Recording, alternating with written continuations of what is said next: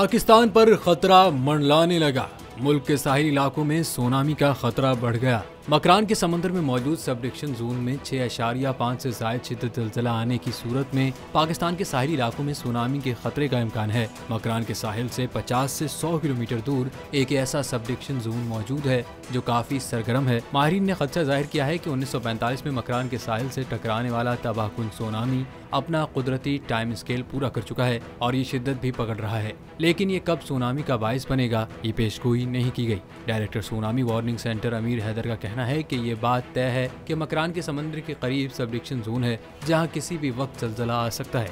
इससे करीब होने के बाइस गवादर पसनी और ओरमाड़ा शदीद मुतासर हो सकते हैं। अमीर हैदर का कहना था कि कराची के कदीमी लाइट हाउस पर अब भी निशान लगे हुए हैं जो जाहिर करते हैं कि तकरीबन 2 से 3 मीटर की सुनामी की लहरें इससे टकरा चुकी हैं। उन्होंने बताया कि हमारे अंदाजों के मुताबिक सुनामी की सूरत में कराची के पास 60 से 87, ग्वादर के पास और पसनी के पास 13 मिनट हैं।